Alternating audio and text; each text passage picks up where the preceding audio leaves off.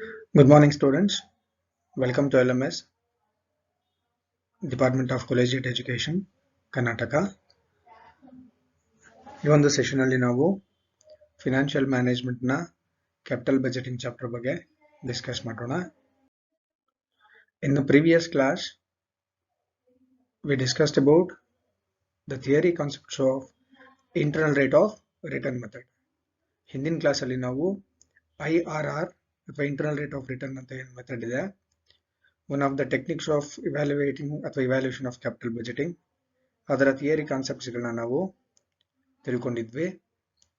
In that session, in the previous session, we learnt about the meaning of IRR and the merits of IRR, features of IRR, demerits, and the ways of calculating or finding out internal rate of return. ಯಾವ ರೀತಿ ನಾವು IRR ಅನ್ನ calculate ಮಾಡೋದು ಅನ್ನೋದನ್ನ theoretically ನಾವು ಹಿಂದಿನ session ಅಲ್ಲಿ ತಿಳ್ಕೊಂಡಿದ್ವಿ. ಈ ಒಂದು ಸೆಷನ್ ನಲ್ಲಿ internal rate of return method ನ ಮೇಲೆ ಸಿಂಪಲ್ ಪ್ರಾಬ್ಲಮ್ಸ್ ಅನ್ನ ನಾವು ಪರ್ಫಾರ್ಮ್ ಮಾಡೋಣ. ಓಕೆನಾ? ಓಕೆ, ಪ್ರಾಕ್ಟಿಕಲ್ ಕ್ವೆಶನ್ಸ್ ಗಳಿಗೆ ಹೋಗ್ಲಿಕ್ಕಿಂತ ಮುಂಚೆ I would like to tell you once again, internal rate of return ಅನ್ನ ನಾವು ಕ್ಯಾಲ್ಕುಲೇಟ್ ಮಾಡಬೇಕಂದಾಗ there will be two situations, ಅಥವಾ there can be two situations, ಎರಡು ಸಿಚುವೇಶನ್ಸ್ ಗಳು ಬರುತ್ತೆ. ಒಂದು ಆನ್ಯುಯಲ್ ನೆಟ್ ಕ್ಯಾಶ್ ಇನ್ಫ್ಲೋಸ್ ಏನಿದೆ ಅದು ಈವನ್ ಆಗಿದ್ದಾಗ ಒಂದು situation. Net cash inflows even ಆಗಿದ್ರೆ ಒಂದು ರೀತಿಯಲ್ಲಿ ನಾವು ಒಂದು ಫಾರ್ಮುಲಾ ಹಾಕೊಂಡು ನಾವು IRR ಅನ್ನ ಕ್ಯಾಲ್ಕುಲೇಟ್ ಮಾಡ್ತೀವಿ. In case if the cash inflows are not even, ಅವಾಗ ನಾವು ಬೇರೆ ಫಾರ್ಮುಲಾನ ಯೂಸ್ ಮಾಡಬೇಕಾಗತ್ತೆ. ಸೊ ಅದನ್ನ ನಾನು ನಿಮ್ಗೆ ಇನ್ನೊಂದ್ಸಲ ರಿಮೈಂಡ್ ಮಾಡೋಕ್ಕೆ ಇಷ್ಟಪಡ್ತೀನಿ. ಅದನ್ನೊಂದ್ಸಲ ರಿವ್ಯೂ ಮಾಡಿಕೊಂಡು ಚೆಕ್ ಮಾಡಿಕೊಂಡು ಆಮೇಲೆ ನಾವು ಪ್ರಾಕ್ಟಿಕಲ್ ಪಾರ್ಟ್ಗೆ ಹೋಗೋಣ.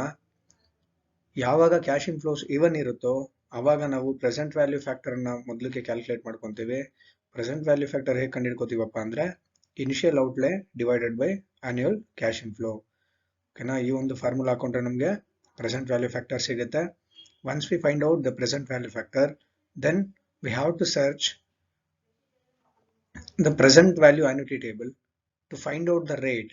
ಯಾವ ರೇಟ್ ನಲ್ಲಿ ನಮಗೆ ಬಂದಿರುವಂತ ಪ್ರೆಸೆಂಟ್ ವ್ಯಾಲ್ಯೂ ಫ್ಯಾಕ್ಟರ್ ಮ್ಯಾಚ್ ಆಗುತ್ತೆ ಅನ್ನೋದನ್ನ ನಾವೇನ್ ಮಾಡ್ಬೇಕಾಗುತ್ತೆ, ಪ್ರೆಸೆಂಟ್ ವ್ಯಾಲ್ಯೂ ಆನ್ಯುಟಿ ಟೇಬಲ್ ಅನ್ನ ಹುಡುಕ್ಬೇಕಾಗತ್ತೆ. ಓಕೆನಾ? ಹುಡುಕಿ ಯಾವ ರೇಟ್ ನಲ್ಲಿ ನಮ್ಗೆ ಬಂದಿರುವಂತ ಪ್ರೆಸೆಂಟ್ ವ್ಯಾಲ್ಯೂ ಫ್ಯಾಕ್ಟರ್ ಮ್ಯಾಚ್ ಆಗುತ್ತೋ that rate will be internal rate of return. Okay, second situation ಏನಪ್ಪಾ ಅಂತಂದ್ರೆ ಕೊಟ್ಟಿರುವಂತ ಕ್ಯಾಶ್ ಫ್ಲೋಸು ಅನ್ಈಕ್ವಲ್ ಇದ್ದಾಗ ಅಥವಾ ಅನ್ಈವನ್ ಇದ್ದಾಗ. So when cash flows are uneven, ಅವಾಗ ನಾವೇನ್ ಮಾಡ್ಬೇಕಾಗತ್ತೆ, we need to follow series of steps. ಕೆಲವೊಂದು ಸ್ಟೆಪ್ಸ್ ಗಳನ್ನ ಫಾಲೋ ಮಾಡಬೇಕು ಟು ಫೈಂಡ್ ಔಟ್ IRR. ಯಾವಾಗ ಕ್ಯಾಶ್ ಇನ್ಫ್ಲೋಸ್ ಅನ್ಈವನ್ ಆಗಿರುತ್ತೋ then there will be a trial and error method. Trial and error method ಅನ್ನು ನಾವು ಫಾಲೋ ಮಾಡಬೇಕು. ಮೊದಲಿಗೆ ನಾವು ಫಸ್ಟ್ ಟೈಮ್ ಅಲ್ಲಿ ನಾವು ಒಂದು ಆರ್ಬಿಟ್ರಿ ರೇಟ್ ಅನ್ನು ತಗೊಂಡು, ಅಂದ್ರೆ ರ್ಯಾಂಡಮ್ ಆಗಿ ಒಂದು ಯಾವ್ದಾದ್ರು ರೇಟ್ ಅನ್ನ ತಗೊಂಡು ನಾವು ಫಸ್ಟ್ ಟೈಮ್ ನೆಟ್ ಪ್ರೆಸೆಂಟ್ ವ್ಯಾಲ್ಯೂನ ಕ್ಯಾಲ್ಕುಲೇಟ್ ಮಾಡಬೇಕಾಗತ್ತೆ. ನೆಟ್ ಪ್ರೆಸೆಂಟ್ ವ್ಯಾಲ್ಯೂ ಹೇಗೆ ಬರುತ್ತಪ್ಪ ಅಂತಂದ್ರೆ total present value of cash inflows ಅನ್ನ present value of cash outflows ಇಂದ ಲೆಸ್ ಮಾಡಿದಾಗ the difference value we use to call as net present value. NPV ನ ನಾವು ಕ್ಯಾಲ್ಕುಲೇಟ್ ಮಾಡ್ತೀವಿ. ಈ ತರ ನಾವು NPV ನ ಕ್ಯಾಲ್ಕುಲೇಟ್ ಮಾಡಿದಾಗ ನಮಗೆ ಬಂದಿರುವಂತ ನೆಟ್ ಪ್ರೆಸೆಂಟ್ ವ್ಯಾಲ್ಯೂ ಏನಿದೆ ಅದೇನಾದ್ರು ಪಾಸಿಟಿವ್ ವ್ಯಾಲ್ಯೂ ಬಂದ್ರೆ net present value, next second round ಅಲ್ಲಿ ನಾವೇನು ಟ್ರಯಲ್ ರೇಟ್ ಅನ್ನ, ಹೊಸ ಡಿಸ್ಕೌಂಟ್ ರೇಟ್ ಅನ್ನ ಹಾಕೊಬೇಕು. ಆ ರೇಟು ಮೊದಲನೇ ರೌಂಡ್ ಗಿಂತ ಜಾಸ್ತಿ ಇದು ತಗೋಬೇಕಾಗತ್ತೆ. For example, in the first round ನಾವೇನಾದ್ರೂ if we have considered 8% as a cost of capital or discount rate, ನಮ್ಗೆ NPV ಏನಾದ್ರು ಪಾಸಿಟಿವ್ ಬಂದಿದೆ ಅಂತಂದ್ರೆ ಸೆಕೆಂಡ್ ರೌಂಡ್ ಅಲ್ಲಿ ನಾವು 10% ಅಥವಾ 12% ಆರ್ 15% ಆರ್ 20% ಲೈಕ್ ಇದರ ಜಾಸ್ತಿ ಇರೋ ರೇಟ್ ಅನ್ನು ನಾವು ಟ್ರೈ ಮಾಡಬೇಕಾಗುತ್ತೆ. ನೆಕ್ಸ್ಟ್ ಸೆಕೆಂಡ್ ರೌಂಡ್ ಅಲ್ಲೂ ಕೂಡ ನಮ್ಗೆ ನೆಟ್ ಪ್ರೆಸೆಂಟ್ ವ್ಯಾಲ್ಯೂ ಪಾಸಿಟಿವ್ ಬಂದಾಗ ನಾವು ಏನ್ ಮಾಡ್ಬೇಕು, ಫರ್ದರ್ ಮತ್ತೊಂದ್ಸಲ ನಮ್ಮ ಡಿಸ್ಕೌಂಟ್ ರೇಟ್ ಅನ್ನ ಇನ್ಕ್ರೀಸ್ ಮಾಡ್ತಾ ಹೋಗ್ಬೇಕಾಗತ್ತೆ. ಎಲ್ಲಿವರೆಗೂ ಅಂತಂದ್ರೆ until the NPV becomes negative. Net present value negative ಆಗೋವರೆಗೂ ಕೂಡ ನಾವು ಈ ಒಂದು ಪ್ರಾಸೆಸ್ ಅನ್ನ ಕಂಟಿನ್ಯೂ ಮಾಡಬೇಕು. ಯಾವುದೋ ಒಂದು ಪರ್ಟಿಕ್ಯುಲರ್ ರೇಟ್ ಅಲ್ಲಿ ನಮ್ಗೆ ನೆಟ್ ಪ್ರೆಸೆಂಟ್ ವ್ಯಾಲ್ಯೂ ನೆಗೆಟಿವ್ ಆಗುತ್ತೆ. So the IRR will lies between the rate at which NPV is positive and the rate at which NPV is negative. IRR ಅಂದ್ರೇನು? The rate which equates net present value of the present value of cash inflows and present value of cash outflows. IRR ಅಂದ್ರೆ ಏನು? ಯಾವ rate ನಲ್ಲಿ ಒಂದು ಪ್ರಾಜೆಕ್ಟಿನ total of cash inflows total of cash ಔಟ್ಫ್ಲೋಸ್ಗೆ equal ಆಗುತ್ತೋ ಅದೇ IRR.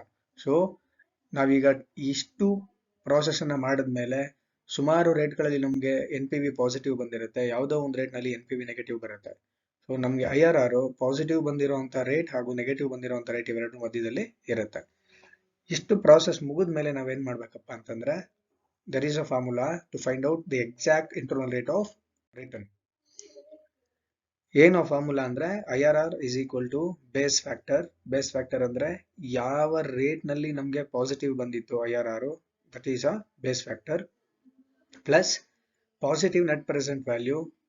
ಆ ಬೇಸ್ ಫ್ಯಾಕ್ಟರ್ ಹಾಕೊಂಡಾಗ ನಮಗೆ ಎಷ್ಟು ಪಾಸಿಟಿವ್ ನೆಟ್ ಪ್ರೆಸೆಂಟ್ ವ್ಯಾಲ್ಯೂ ಬಂದಿತ್ತು that one divided by difference in present values. Positive ಇದ್ದಾಗ ಮತ್ತೆ ನೆಗೆಟಿವ್ ಇದ್ದಾಗ ಡಿಫರೆನ್ಸ್ ಎಷ್ಟು ಬಂದಿದೆ ಪ್ರೆಸೆಂಟ್ ವ್ಯಾಲ್ಯೂನಲ್ಲಿ, ನೆಟ್ ಪ್ರೆಸೆಂಟ್ ವ್ಯಾಲ್ಯೂನಲ್ಲಿ ಡಿಫರೆನ್ಸ್, ಆ ಅಮೌಂಟ್ ಅನ್ನು ಹಾಕೋಬೇಕು into difference in percentage, higher rate minus lower rate. ಇದನ್ನ ನಾವು ಪರ್ಫಾರ್ಮ್ ಮಾಡಿದ್ರೆ ಈ ಒಂದು ಫಾರ್ಮುಲಾ ಹಾಕೊಂಡು we will get the exact IRR rate. Okay, ಇದಿಷ್ಟು ಕಾನ್ಸೆಪ್ಟ್ಗಳನ್ನ ದಯವಿಟ್ಟು ನೀವು ಮೈಂಡ್ ಅಲ್ಲಿ ಇಟ್ಕೊಳ್ಳಿ. Now will move to practical part. The first question is like this: calculate the internal rate of return from the following. Initial outlay rupees 50,000, life of the asset is 5 years, estimated annual cash inflow rupees 12,500. Okay, internal rate of return ಬಗ್ಗೆ ನಮಗೆ ಲೆಕ್ಕ ಕೊಟ್ಟಿದ್ದಾರೆ. ಒಂದು ಪ್ರಾಜೆಕ್ಟಿನ initial ಔಟ್ಲೇ ಅಂದ್ರೆ original investment 5 lakhs ಇದೆ, 50,000 ಇದೆ. Life of the asset is 5 years, estimated annual cash inflow rupees 12,500. Okay, ನಮ್ಗೆ ಕೊಟ್ಟಿರುವಂಥದ್ದು ಆನ್ಯುವಲ್ ಕ್ಯಾಶ್ ಇನ್ಫ್ಲೋಸ್ ಕೊಟ್ಟಿದ್ದಾರೆ, fine. Life of the asset 5 years ಕೊಟ್ಟಿದ್ದಾರೆ, ಇನಿಷಿಯಲ್ ಔಟ್ಲೇ 50,000 ಇದೆ. ನಮಗೆ ಕ್ಯಾಶ್ ಇನ್ಫ್ಲೋಸ್ ಪರ್ ಆನಮ್ 12,500 ಇದೆ, which is even, assume to be even throughout the life of the asset. ಓಕೆನಾ, solution ಪಾರ್ಟ್ಗೆ ಹೋಗೋಣ. ನೋಡಿ, as the cash inflows given are even over the life of the asset, we can calculate the present value factor by using the following formula. ನಾನು ನಿಮ್ಗೆ ಹೇಳಿದೆ, ಯಾವಾಗ cash inflows ಇವನ್ ಇರುತ್ತೋ ಆವಾಗ ನಾವು ಪ್ರೆಸೆಂಟ್ ವ್ಯಾಲ್ಯೂ ಫ್ಯಾಕ್ಟರ್ ಅನ್ನ ಹೇಗೆ ಕ್ಯಾಲ್ಕುಲೇಟ್ ಮಾಡ್ಕೋತೀವಪ್ಪ ಅಂದ್ರೆ initial outlay divided by annual cash inflow. Initial outlay 50,000, annual cash inflow 12,500. After performing the function, we will get a present value factor of 4. ನಮಗೆ ಈ ಒಂದು 50,000 ಡಿವೈಡೆಡ್ ಬೈ 12,500 ಮಾಡಿದ್ಮೇಲೆ ನಮಗೆ ಪ್ರೆಸೆಂಟ್ ವ್ಯಾಲ್ಯೂ ಫ್ಯಾಕ್ಟರ್ ಎಷ್ಟು ಬರ್ತಿದೆ, 4 ಬರ್ತಿದೆ. So once we arrive at this stage, next ನಾವೇನ್ ಮಾಡ್ಬೇಕಪ್ಪ ಅಂತಂದ್ರೆ have to look into annuity table. Present value annuity ಟೇಬಲ್ಗೆ ನಾವು ಹೋಗ್ಬೇಕಾಗತ್ತೆ. ನಾನು ನಿಮ್ಗೆ ಏನು ಸ್ಟಡಿ ಮಟೀರಿಯಲ್ಸ್ಗಳನ್ನ ಪ್ರೊವೈಡ್ ಮಾಡಿದ್ದೀನಿ, ಆ ಸ್ಟಡಿ ಮಟೀರಿಯಲ್ಸ್ಗಳಲ್ಲಿ ಅನೆಕ್ಷರ್ ಆಗಿ I have enclosed present value table. ನಿಮ್ಮ ಆನ್ಯುಟಿ ಟೇಬಲ್ ಅನ್ನು ನಾನು ನಿಮ್ಮ ಸ್ಟಡಿ ಮಟೀರಿಯಲ್ ಜೊತೆನೆ ಕೊಟ್ಟಿದ್ದೀನಿ. You can refer that. Referring to the annuity table for 5 years period, ನಾವು ಆನ್ಯುಟಿ ಟೇಬಲ್ ನಲ್ಲಿ 5 ವರ್ಷದ ಟೈಮ್ಗೆ ನೋಡಿ, ತುಂಬಾ ಇಂಪಾರ್ಟೆಂಟ್ ಹೇಗೆ ನಾವು IRR ಅನ್ನ ಫೈಂಡ್ ಔಟ್ ಮಾಡೋದು. After arriving at present value factor ಹೇಗೆ ಹುಡುಕ್ಬೇಕಂದ್ರೆ 5 ವರ್ಷಕ್ಕೆ ಯಾವ ರೇಟ್ ಆಫ್ ಇಂಟ್ರೆಸ್ಟ್ ನಲ್ಲಿ ಪ್ರೆಸೆಂಟ್ ವ್ಯಾಲ್ಯೂ ಫ್ಯಾಕ್ಟರ್ ಕ್ಯುಮುಲೇಟಿವ್, ನೆನ್ಪಿಟ್ಕೊಳ್ಳಿ, ಕ್ಯುಮುಲೇಟಿವ್ ವಿಲ್ ಬಿ 4 ಅಂತ ಹೇಳಿ ನಾವು ಹುಡುಕ್ಬೇಕಾಗತ್ತೆ. ಸೊ ಆನ್ಯುಟಿ ಟೇಬಲ್ ಅಲ್ಲಿ ನಾವು ಹುಡುಕಿದಾಗ 5 ವರ್ಷಕ್ಕೆ ಪ್ರೆಸೆಂಟ್ ವ್ಯಾಲ್ಯೂ ಆಫ್ 4 ನಮ್ಗೆ ಏನ್ ಬಂದಿದೆ, present value factor 4 that lies at 8%. 8% interest rate ನಲ್ಲಿ ಅಥವಾ 8% ಕಾಸ್ಟ್ ಆಫ್ ಕ್ಯಾಪಿಟಲ್ ರೇಟ್ ನಲ್ಲಿ 5ನೇ ವರ್ಷಕ್ಕೆ ಪ್ರೆಸೆಂಟ್ ವ್ಯಾಲ್ಯೂ ಫ್ಯಾಕ್ಟರ್ 4 ಆಗುತ್ತೆ. So the present value of 8% for 5 years is 3.9927, which is almost 4. Which is almost 4. ಹಾಗಾಗಿರೋದ್ರಿಂದ ನಾವು IRR ಅನ್ನ ಅಂದ್ರೆ ಇಂಟರ್ನಲ್ ರೇಟ್ ಆಫ್ ರಿಟರ್ನ್ ಅನ್ನ 8% ಅಂತ ನಾವು ಕನ್ಸಿಡರ್ ಮಾಡಬಹುದು. ಅಂದ್ರೆ when the rate of return is 8% or the cost of capital is 8%, the present value of cash inflows of this project will become equal to present value of cash outflows. ಓಕೆನಾ, 8% ಅಲ್ಲಿ ನಾವು discount ಮಾಡಿದಾಗ ಈ ಒಂದು ಪ್ರಾಜೆಕ್ಟಿನ total present value of cash inflows total present value of cash ಔಟ್ಫ್ಲೋಸ್ಗೆ equal ಆಗುತ್ತೆ, where NPV will be 0. ಓಕೆನಾ, ಇದು ಫಸ್ಟ್ ಕ್ವೆಶನ್.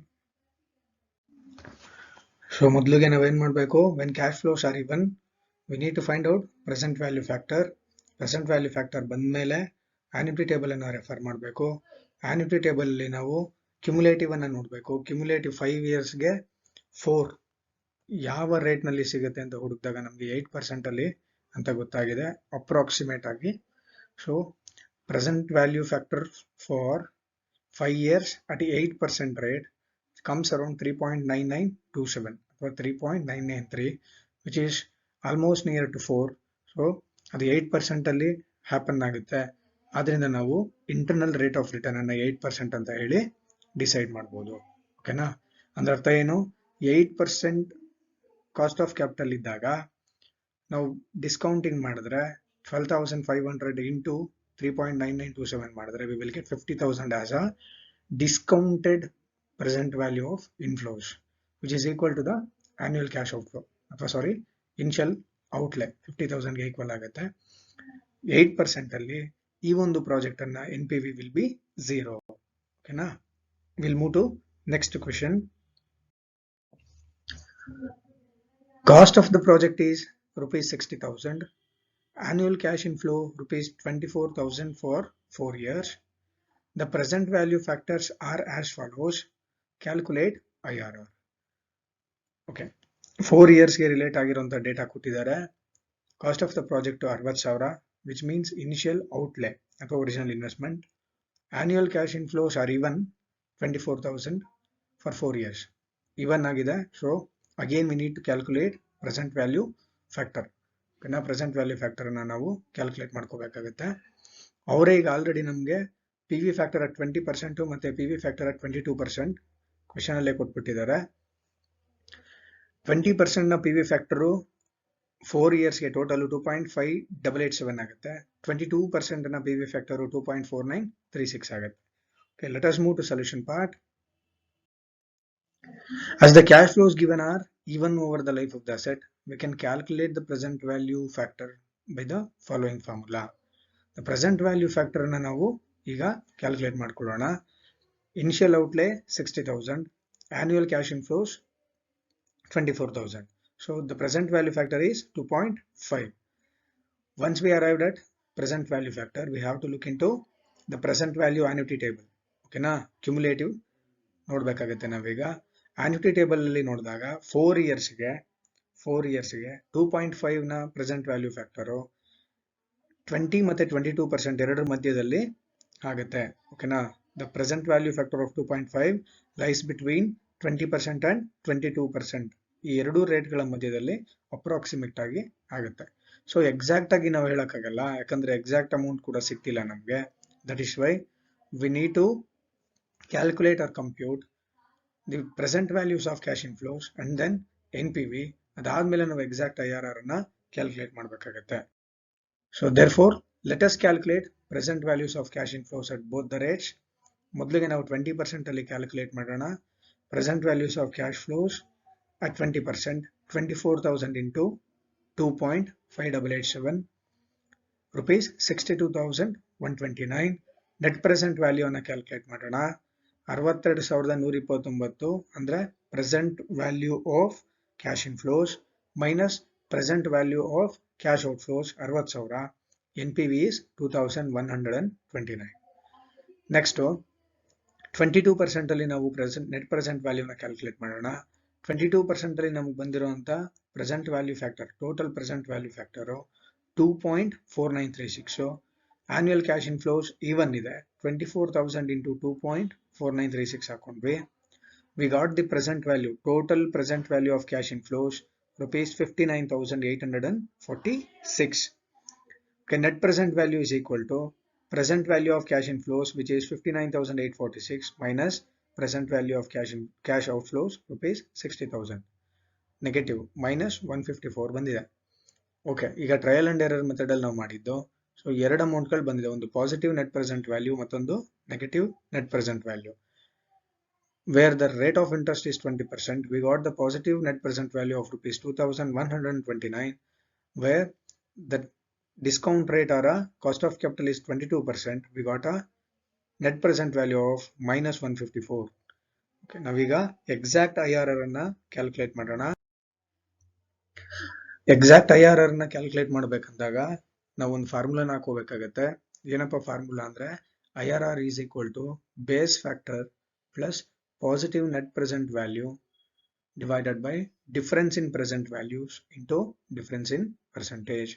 So ನಾವು ಬೇಸ್ ಫ್ಯಾಕ್ಟರ್ ಮೊದಲಿಗೆ ತಗೊಂಡಿದ್ದು ಬೇಸ್ ಫ್ಯಾಕ್ಟರ್ 20%, ಅದನ್ನ ಹಾಕೊಳ್ಳೋಣ ಮೊದಲಿಗೆ 20 plus positive net present value 2129 ನಮಗೆ ಬಂದಿದೆ, divided by difference in present values. Difference in present value ಅಂದ್ರೆ 2129 ಮೈನಸ್ ಅದಾದ್ಮೇಲೆ ನಾವು ಮತ್ತೆ again we got a minus value of 150 something. Okay, ನಮ್ಗೆ ಎಷ್ಟು ಬಂದಿದೆ? 150 something ನಮಗೆ. So 2129 minus into minus 154. So minus into minus ಮಾಡಿದಾಗ ಪ್ಲಸ್ ಆಗುತ್ತೆ. 2129 ಪ್ಲಸ್ 154 ಆಡ್ ಮಾಡಿದಾಗ ನಮಗೆ 2283 ಆಗುತ್ತೆ.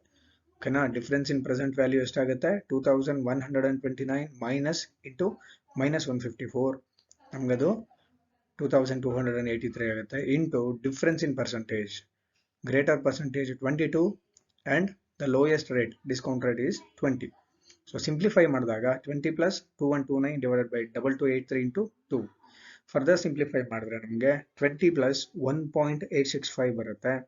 ಸೊ IRR, ಎಕ್ಸಾಕ್ಟ್ IRR ಎಷ್ಟಪ್ಪ ಅಂತಂದ್ರೆ 21.865%. ಓಕೆನಾ? 21.865% ಇದ್ದಾಗ, ಅಥವಾ ಕಾಸ್ಟ್ ಆಫ್ ಕ್ಯಾಪಿಟಲ್ ಅಥವಾ ರೇಟ್ ಆಫ್ ರಿಟರ್ನ್ ಅಂತ ಏನು ಕರಿತೀವಿ, ಇದ್ದಾಗ ಈ ಒಂದು ಪ್ರಾಜೆಕ್ಟಿನ net present value will be 0. Net present value ಏನಾಗುತ್ತೆ? 0 ಆಗುತ್ತೆ. ಓಕೆನಾ? ನೆಕ್ಸ್ಟ್ ಕ್ವೆಶನ್ಗೆ ಹೋಗೋಣ. Calculate IRR from the following details. Initial investment rupees 60,000, life of the asset 4 years, estimated net annual cash inflows first year ಅಲ್ಲಿ 15,000 ಇದೆ, ಸೆಕೆಂಡ್ ಇಯರ್ ಅಲ್ಲಿ 20,000 ಇದೆ, third year ಅಲ್ಲಿ 30,000 ಇದೆ, ಫೋರ್ತ್ ಇಯರ್ ಅಲ್ಲಿ 20,000 ಇದೆ. The cash flows given are uneven. ಇದನ್ನ ನೆನ್ಪಿಟ್ಕೊಂಡಿರ್ಬೇಕು. ಅನ್ಈವನ್ ಇದ್ದಾಗ ಟ್ರಯಲ್ ಅಂಡ್ ಎರರ್ ಮೆಥಡ್ ಅನ್ನ ಫಾಲೋ ಮಾಡಬೇಕಾಗುತ್ತೆ. ನಾವೀಗ ಟ್ರಯಲ್ ಅಂಡ್ ಎರರ್ ಮೆಥಡ್ ಅನ್ನ ಫಾಲೋ ಮಾಡೋಣ. 3 ಮೆಥಡ್ಗಳಲ್ಲಿ 10%, 14% ಅಂಡ್ 15% ಅಲ್ಲಿ ನಾವು present values of cash inflows ಅನ್ನ ಕ್ಯಾಲ್ಕುಲೇಟ್ ಮಾಡ್ಕೊಳ್ಳೋಣ. ಟೇಬಲ್ ಹಾಕೊಳ್ಳೋಣ ನಾವೀಗ. Year 1 2 3 4 annual cash inflows as given in the equation record ಮಾಡ್ಕೊಳ್ಳೋಣ. 15,000, 20,000, 30,000 and 20,000. Discount rate at 10%, discount rate at 14%, discount rate at 15%. ಮೂರಲ್ಲೂ ಕೂಡ ಡಿಸ್ಕೌಂಟ್ ರೇಟ್ ಅನ್ನ ಕನ್ಸಿಡರ್ ಮಾಡಿ ಅದರ PV ಫ್ಯಾಕ್ಟರ್ನ ಮೊದಲಿಗೆ ನಾವು ರೆಕಾರ್ಡ್ ಮಾಡ್ಕೊಳ್ಳೋಣ. PV ಫ್ಯಾಕ್ಟರ್ ನಾವೇ ಕ್ಯಾಲ್ಕುಲೇಟರ್ ನಲ್ಲಿ ಕ್ಯಾಲ್ಕುಲೇಟ್ ಮಾಡ್ಕೋಬಹುದು, ಅಥವಾ we can refer annuity table. ನಿಮಗೆ ಆನ್ಯುಟಿ ಟೇಬಲ್ ಅನ್ನ ನಾನು ಸ್ಟಡಿ ಮಟೀರಿಯಲ್ ನಲ್ಲಿ ಲಾಸ್ಟ್ ಅಲ್ಲಿ ಎನ್ಕ್ಲೋಸ್ ಮಾಡಿದ್ದೀನಿ. ನಿಮಗೆ ಅನೆಕ್ಷರ್ ಆಗಿ ಕೊಟ್ಟಿದ್ದೇನೆ. ಅನೆಕ್ಷರ್ 1 ನಲ್ಲಿ it is there in study material. ನೀವು ಅದನ್ನ ಪ್ರಿಂಟ್ ತಗೊಂಡು ರೆಫರ್ ಮಾಡಬಹುದು, ಆರ್ ಎಲ್ಸ್ ಡೌನ್ಲೋಡ್ ಮಾಡ್ಕೊಂಡು ನಿಮ್ಮ ಮೊಬೈಲ್ ಅಲ್ಲಿ ಇಟ್ಕೊಂಡು ಕೂಡ ರೆಫರ್ ಮಾಡಬಹುದು. ಲೆಕ್ಕನ ಪ್ರಾಕ್ಟೀಸ್ ಮಾಡ್ಬೇಕಂದಾಗ ಪ್ರಿಂಟ್ ತಗೊಂಡ್ರೆ you can take that to examination hall. ನಿಮ್ಮ ಪ್ರೆಸೆಂಟ್ ವ್ಯಾಲ್ಯೂ ಫ್ಯಾಕ್ಟರ್ನ ಟೇಬಲ್ ಅನ್ನ ನೀವು ಎಕ್ಸಾಮಿನೇಷನ್ ಹಾಲ್ಗೂ ಕೂಡ ತಗೊಂಡು ಹೋಗ್ಬೋದು. ಓಕೆನಾ? ರೈಟ್. ನಾವೀಗ ಕ್ಯಾಶ್ ಇನ್ಫ್ಲೋಸ್ ಏನ್ ಬಂದಿದೆ, ಆ ಕ್ಯಾಶ್ ಇನ್ಫ್ಲೋಸ್ ನ 10% ಅಲ್ಲಿ ನಾವು ಡಿಸ್ಕೌಂಟ್ ಮಾಡಿದಾಗ 10% ಕಾಸ್ಟ್ ಆಫ್ ಕ್ಯಾಪಿಟಲ್ ಅಥವಾ ಡಿಸ್ಕೌಂಟ್ ರೇಟ್ ನಲ್ಲಿ ನಾವು ಡಿಸ್ಕೌಂಟ್ ಮಾಡಿದಾಗ present values, total present values of cash inflows 66,345 ಬರುತ್ತೆ. The initial ಔಟ್ಲೇ 60,000. NPV ನಮಗೆ 6,345 ರೂಪಾಯಿ ಪಾಸಿಟಿವ್ ಬರುತ್ತೆ. Next, when the discount rate is 14%, total 60,594 ಬರುತ್ತೆ. The present value of cash inflows, initial outlay is 60,000. We'll get a net present value of 595 positive. And finally, at 15% discount rate, we'll get a 59,285 of present value of cash inflows. The initial outlay is 60,000. NPV is 715 negative. Okay, IRR ಅನ್ನ calculate ಮಾಡಬೇಕಂದಾಗ, exact IRR ಅನ್ನ calculate ಮಾಡಬೇಕಂತಂದ್ರೆ the exact IRR lies between 14 and 15%. ಇವೆರಡರ ಮಧ್ಯದಲ್ಲಿ ಇದೆ. ಯಾಕಂದ್ರೆ 14% ಅಲ್ಲಿ ನಮಗೆ positive NPV ಬಂದಿದೆ, 15% ಅಲ್ಲಿ ನಮಗೆ ನೆಗೆಟಿವ್ NPV ಬಂದಿದೆ. It is confirmed that the exact IRR, internal rate of return, lies between these two rates, 14 and 15. ಇವೆರಡರ ಮಧ್ಯದಲ್ಲೇ ಇರುತ್ತೆ. ಓಕೆನಾ? ನಾವು IRR ಅನ್ನ ಕ್ಯಾಲ್ಕುಲೇಟ್ ಮಾಡಬೇಕಂದಾಗ ಯಾವ ಎರಡು ಮೆಥಡ್ಗಳಲ್ಲಿ ಲೀಸ್ಟ್ ಡಿಫರೆನ್ಸ್ ಇರುತ್ತೆ NPV ನಲ್ಲಿ. ಓಕೆನಾ? Nearest to the initial outlay ಅಥವಾ 0 ಆಗ್ಲಿಕ್ಕೆ ಹತ್ತಿರದಿರುತ್ತೆ. 0 ಇಂದ ನಿಯರೆಸ್ಟ್ ಅಮೌಂಟ್ ಯಾವ್ದಿರುತ್ತೋ ಅದನ್ನ ನಾವು ಕನ್ಸಿಡರ್ ಮಾಡಿದ್ರೆ ಎಕ್ಸಾಕ್ಟ್ ಅಥವಾ ನಿಯರೆಸ್ಟ್ ಅಕ್ಯುರೇಟ್ ಪರ್ಸೆಂಟೇಜ್ ನಮಗೆ ಆನ್ಸರ್ ಆಗಿ ಸಿಗುತ್ತೆ. ಸೊ ಹೇಗೆ ಎಕ್ಸಾಕ್ಟ್ IRR ನ ಕ್ಯಾಲ್ಕುಲೇಟ್ ಮಾಡೋದು ನೋಡೋಣ. The exact IRR rate can be calculated by the following formula. IRR is equal to base factor plus positive net present value divided by difference in present values into difference in percentage. Base factor ಬಂದು 14% ತಗೋತೀನಿ, ಯಾಕಂತಂದ್ರೆ 10% ಅಲ್ಲಿ ನಮಗೆ ತುಂಬಾ ಜಾಸ್ತಿ difference ಬಂದ್ಬಿಟ್ಟಿರೋದ್ರಿಂದ 10% can not be considered as a base factor. ನಾವು ತುಂಬಾ ಡಿಫರೆನ್ಸ್ ಇರುವಂತ ರೇಟ್ ಅನ್ನ ತಗೊಂಡ್ಬಿಟ್ರೆ IRR ಅಲ್ಲಿ ಅಮೌಂಟ್ ನಮಗೆ ವೇರಿಯೇಷನ್ಸ್ ಆಗೋ ಚಾನ್ಸಸ್ ಇರುತ್ತೆ ಆ ರೇಟ್ ನಲ್ಲಿ ಫ್ರಾಕ್ಷನ್ ಎಲ್ಲ ಬಂದಾಗ. ಸೊ ಅದಕ್ಕೋಸ್ಕರ ನಿಯರೆಸ್ಟ್ ರೇಟ್ಗಳನ್ನ ತಗೊಳ್ಳೋಣ, 14 ಮತ್ತೆ 15% ಅನ್ನ. Base factor 14% plus positive net present value ಎಷ್ಟು ಬಂದಿದೆಯಪ್ಪ ಅಂತಂದ್ರೆ 595 divided by difference in present value 595 minus 715 minus into minus 715 ಬಂದಿರೋದು 15% ಅಲ್ಲಿ ನಾವು ಆಲ್ರೆಡಿ ಟೇಬಲ್ ಅಲ್ಲಿ ಕ್ಯಾಲ್ಕುಲೇಟ್ ಮಾಡಿದ್ದೀವಿ, ಇಂಟು 15 ಮೈನಸ್ 14. ಸಿಂಪ್ಲಿಫೈ ಮಾಡಿದ್ಮೇಲೆ ನಮಗೆ 14 ಪ್ಲಸ್ 0.454 ಬರುತ್ತೆ. ಅಂದ್ರೆ ನಾವೇನ್ ಮಾಡಬೇಕು, 595 ಮೈನಸ್ ಇಂಟು ಮೈನಸ್ ಪ್ಲಸ್ ಆಗುತ್ತೆ, 595 ಪ್ಲಸ್ 715 ಮಾಡ್ಕೊಂಡಾಗ 1310 ರೂಪಾಯಿ ಆಗುತ್ತೆ. 595 ಇಂದ 1310 ನಾವು ಡಿವೈಡ್ ಮಾಡಿದಾಗ 0.454 ಬರುತ್ತೆ ಇಂಟು 1.